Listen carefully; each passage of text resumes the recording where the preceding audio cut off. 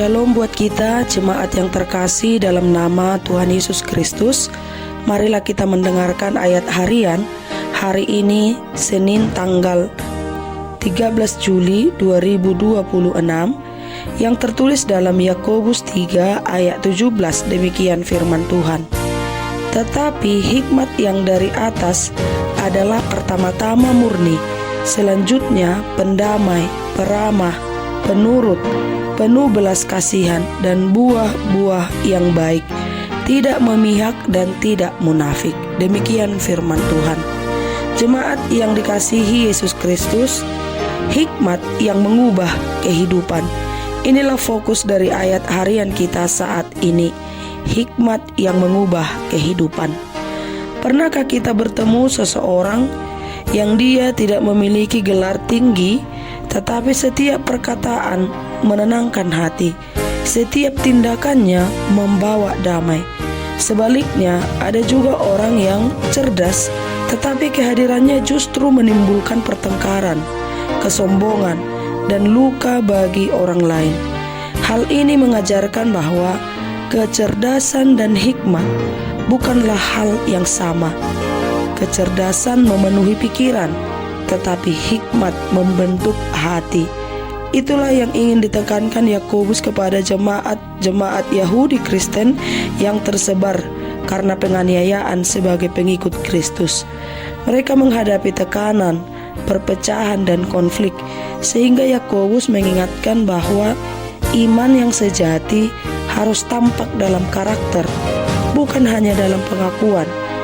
Setelah menjelaskan bahwa hikmat dunia melahirkan iri hati, ambisi, dan kekacauan, Yakobus memperkenalkan hikmat yang berasal dari Allah sebagai jalan hidup setiap orang yang percaya.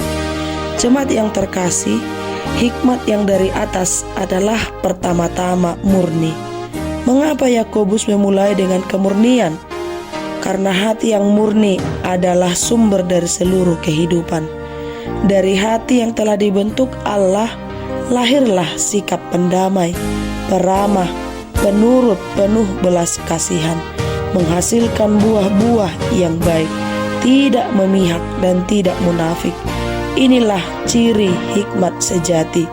Hikmat bukan sekadar kemampuan berpikir benar, tetapi kemampuan hidup benar.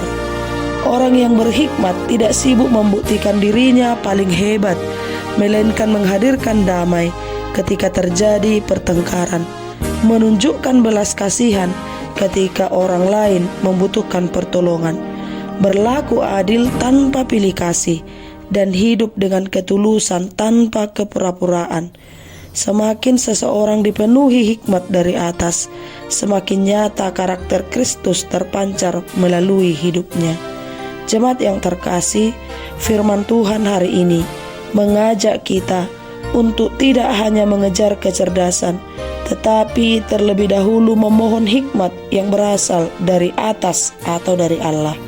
Dunia mengagungkan orang yang pandai berbicara dan berhasil mencapai banyak hal, tetapi Allah melihat hati yang murni dan kehidupan yang mencerminkan kasih-Nya. Karena itu, marilah kita bertanya kepada diri kita sendiri, apakah kehadiran kita membawa damai atau pertengkaran, menjadi berkat atau justru batu sandungan? Kiranya Roh Kudus terus membentuk hati kita, sehingga setiap perkataan, keputusan, dan tindakan kita menjadi cerminan hikmat Allah yang memuliakan Kristus dan membawa berkat bagi sesama. Amin. Tuhan Yesus memberkati.